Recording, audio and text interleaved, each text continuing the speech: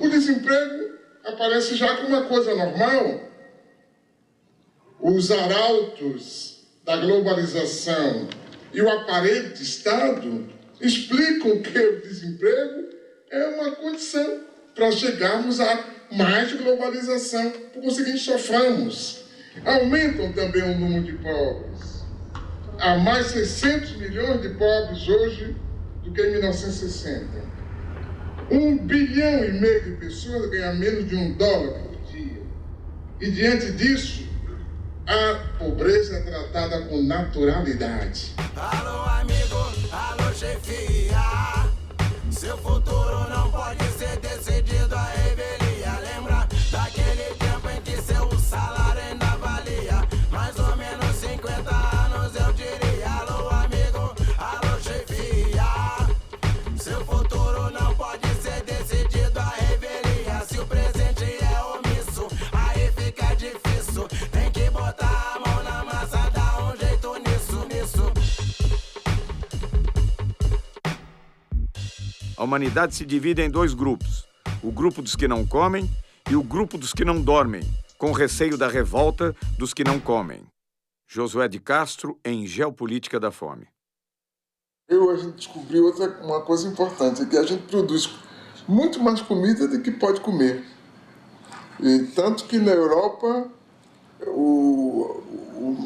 a comunidade europeia dá prêmio a quem deixa de produzir comida. E castiga quem produz mais do que as cotas estabelecidas. Quer dizer, a questão da fome não é a questão de produção de alimentos, é a questão de distribuição.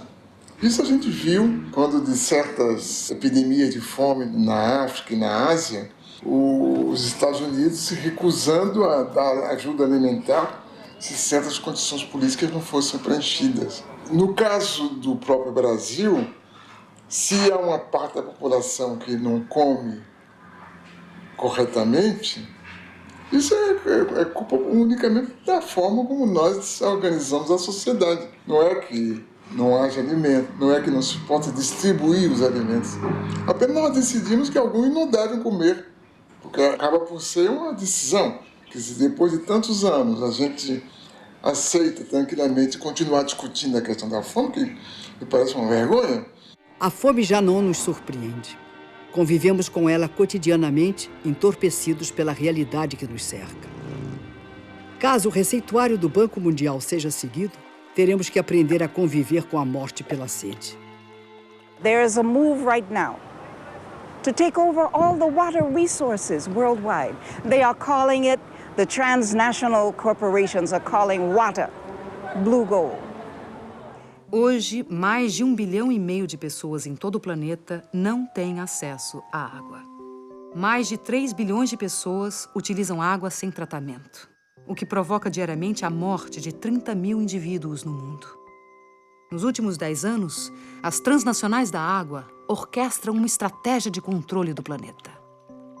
Empresas do setor têm suas ações fixadas em bolsas de valores dentro da lógica financeira, que nada tem a ver com a lógica da solidariedade.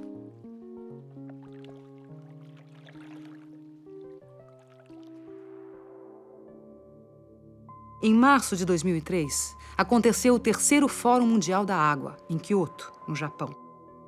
Na pauta da discussão estava o tema da privatização dos recursos hídricos. Na mesa, os presidentes de multinacionais da água, ministros de relações exteriores, representantes do movimento popular e o diretor administrativo do Banco Mundial, Peter Voigt. The political question really is who owns water and who gets to control water. Here you're going to hear, or you are hearing, 2 very, very different visions of a future for water. On one side are those who see water as an economic good, to put water on the open market for sale to the highest bidder. On the other hand, you're going to hear the voice of a growing civil society movement who has a vision of water as a part of the global commons and treated as a public trust for all time by governments everywhere. At what point does a corporation not understand that we do not want you there, and when will you leave? मैं समझता हूं कि अब पूरी दुनिया में ये बात सिद्ध हो गई कि ये डिसेंट्रलाइज्ड वाटर मैनेजमेंट से सारे देश को दुनिया को पानी के लिए बचाया जा सकता है। Oscar Oliveira, o líder da rebelião em Cochabamba, na Bolívia, lança seu grito de advertência em Quioto. Hace 3 años, después de 5 meses, más de medio millón de personas expulsaron una transnacional Bechtel porque quiso imponer un contrato de privatización totalmente al margen de la voluntad de la población. Varias de las transnacionales que están acá muchas veces manchan nuestra agua con sangre de los ciudadanos. No manchen más sus manos com sangue.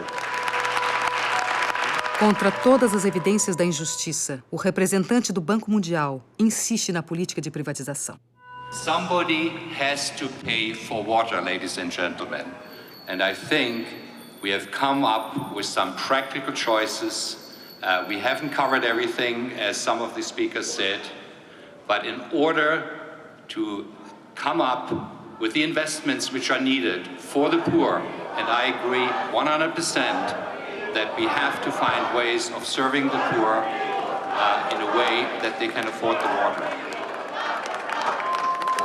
O tom ameaçador do discurso é contestado pelos representantes dos movimentos populares do mundo inteiro.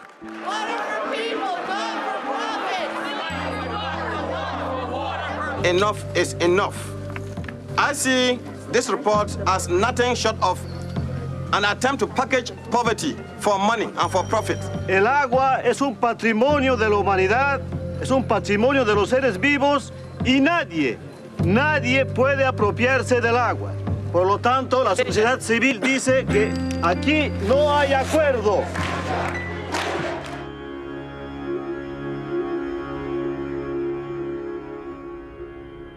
Os astronautas disseram que a única obra humana visível do espaço é a Grande Muralha da China.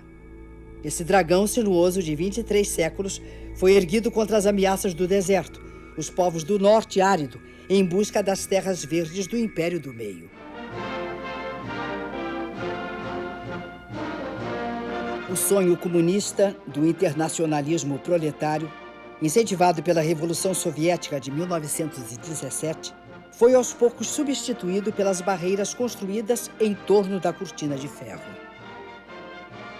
A mais célebre foi o Muro de Berlim, erguido em 1961 para separar a pureza do socialismo das desigualdades do capitalismo. Tinha como missão impedir que as pessoas fugissem do glacial paraíso socialista.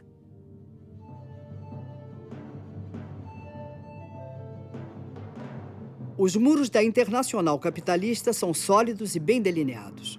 Enquanto permitem a circulação livre das mercadorias, dinheiro e serviços, proíbem o livre tráfego dos indivíduos. A Europa levanta barreiras contra a presença indesejada de forasteiros em seu território.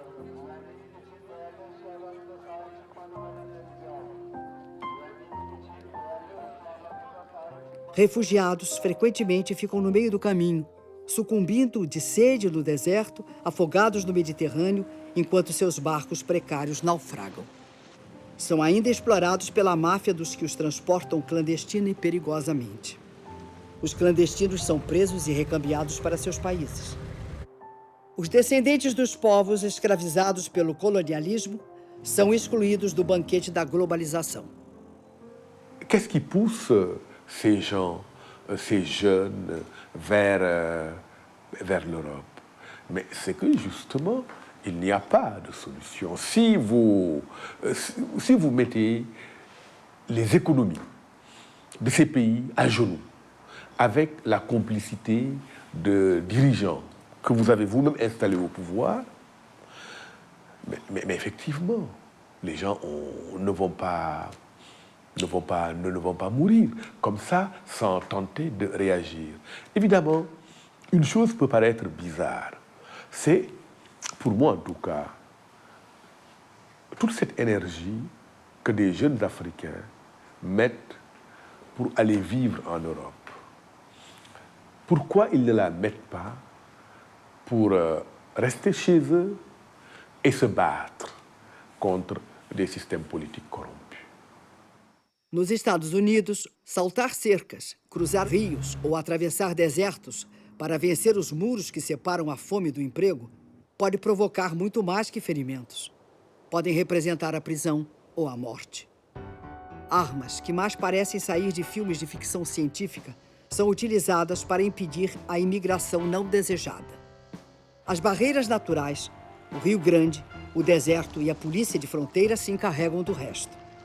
O presidente da República dos Estados Unidos elogia a eficiência do controle de fronteiras para impedir a entrada de brasileiros. Thanks to our actions, Brazilian illegal immigration dropped by 90%. Este controle já custou muitas vidas dos que sonharam um dia fazer a América.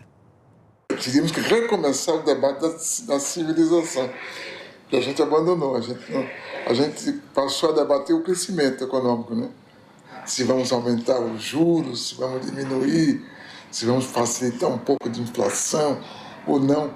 Mas a civilização na própria quase que não é objeto de discussão. E isso abre espaço para qualquer forma de barbárie como essa, pela qual a gente deixa morrer crianças, e velhos, e adultos,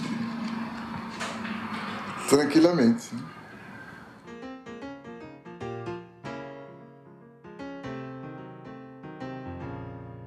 O que nós estamos vivendo hoje é que o homem deixou de ser o centro do mundo, né? O centro do mundo hoje é o dinheiro, mas o dinheiro no estado puro. O dinheiro em estado puro só é o centro do mundo por causa dessa geopolítica que se instalou, proposta pelos economistas e imposta pela mídia.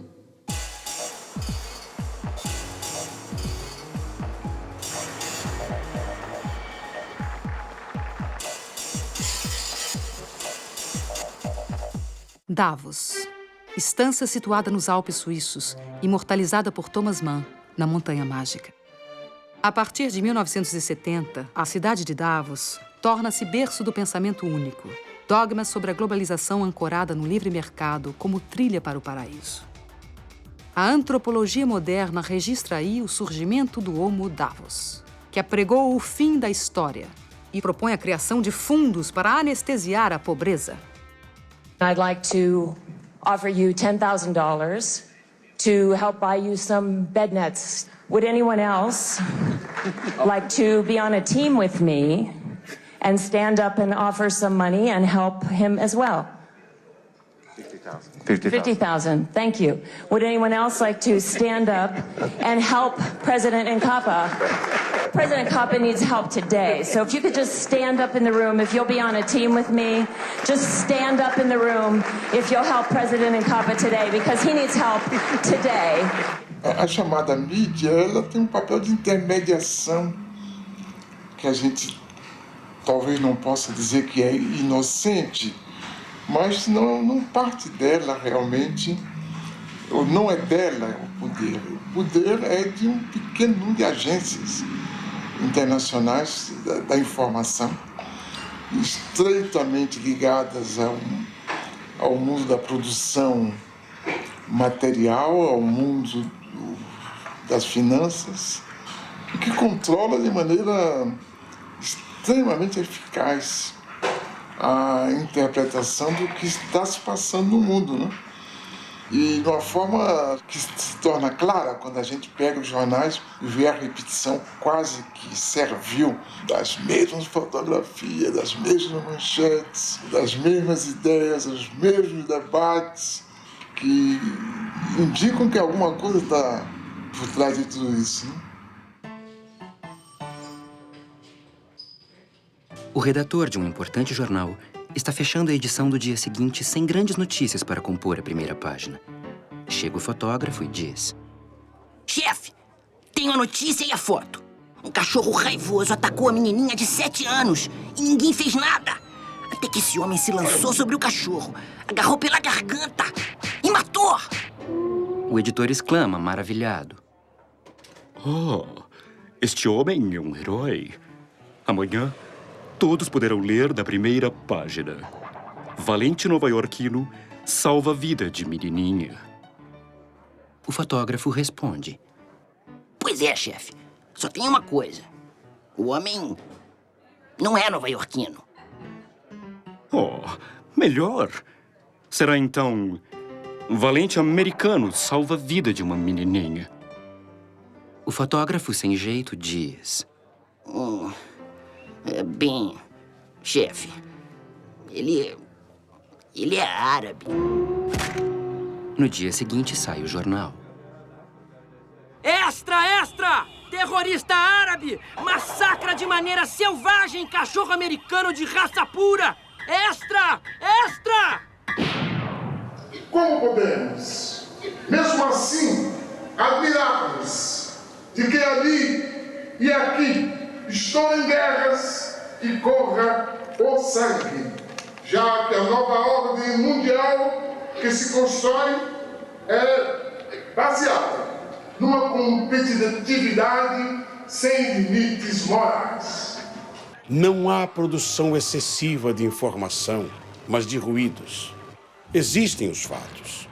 As notícias são interpretações desses fatos.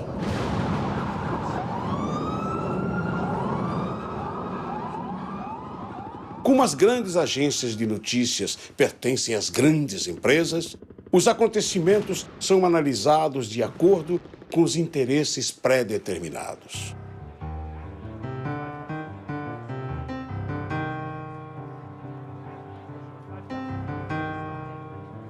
We're gonna bomb them over there.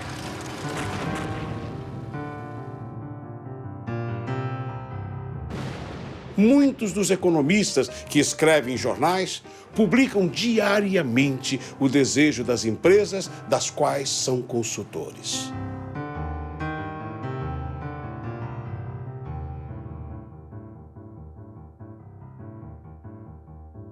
A informação, o grande instrumento da grande finança, a informação, o grande instrumento do processo de globalitarismo, de produção de novas formas totalitárias de vida, mas que manejada por pequenos grupos de forma inteligente, produz exatamente o efeito oposto.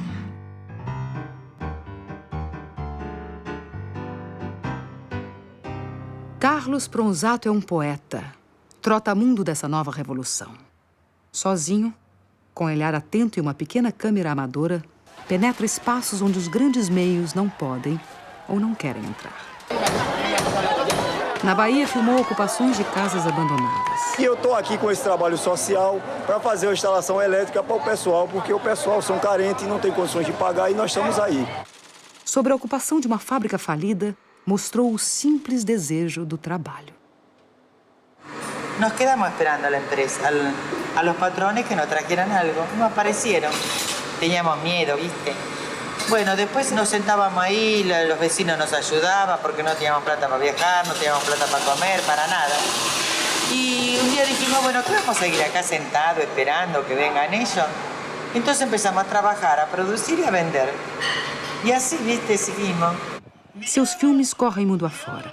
Em escolas, sindicatos, pequenos cinemas, seguem globalizando um outro olhar sobre os fatos, sobre as lutas, sobre esse novo tempo. Eu resolvi entrar de fato no movimento popular como uma ferramenta de transformação concreta que podia ser o vídeo, porque não é só filmar, sino estar inserido dentro do movimento. Como eu me considero um manifestante com câmera, então eu tenho que estar aí trabalhando dentro do movimento popular ativamente. Latinoamérica é um polvorim apto para um Bakunin chegar e perguntar onde que está acontecendo e ele ir e tentar ou filmar, ou escrever, ou incitar, ou trabalhar nisso. Então, minha utopia é um pouco essa. É você não entrar na corrente, na onda do não é possível fazer nada, porque nada será possível. E você continuar trabalhando. Eu acho que um pouco que faço está dentro de um projeto utópico de realizar, pelo menos naquele breve período de vida que nós temos, uma pequena obra que pode servir a alguém, tanto agora quanto depois. Eu acho que esse fenômeno vai se multiplicar. Quer dizer, por enquanto, há uma coerção muito grande contra essas formas, que são praticamente limitadas no seu elan renovador pela falta de recursos financeiros, pela legislação que favorece a vida dos gigantes. Mas eu creio que, como há uma demanda que vem de baixo e que é muito forte, é explosiva, a gente vai certamente daqui a pouco ter outra coisa.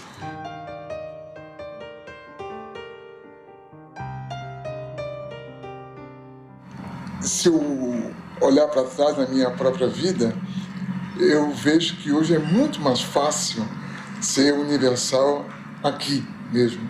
A primeira vez que eu entendi, que eu comecei a entender o mundo, foi quando deixei a Bahia para ir estudar na França, aí, lendo jornais, que me apresentaram o mundo de uma outra forma. Hoje não, qualquer pessoa com uma curiosidade mais aguçada acaba percebendo como o mundo é. Acho que é outra grande novidade, acho, do nosso tempo, e que vai permitir que, sem abandonar o que a gente é, indígena, a gente seja perfeitamente universal. Os Krenak, que em sua língua original chamam-se Burum, registravam uma população de 5.000 pessoas no início do século XX. Número que se reduziu a 130 indivíduos em 1989. E com esforço fecharam um século com 150 pessoas. Ailton Krenak nasceu no Vale do Rio Doce, Minas Gerais. É produtor gráfico e jornalista. Participa da rede Povos da Floresta, que utiliza a tecnologia da comunicação para integrar o povo indígena e seringueiro. Eu acho que para o começo do século XXI, essas trocas de novas tecnologias que não fomos nós que criamos e nem somos nós que fabricamos,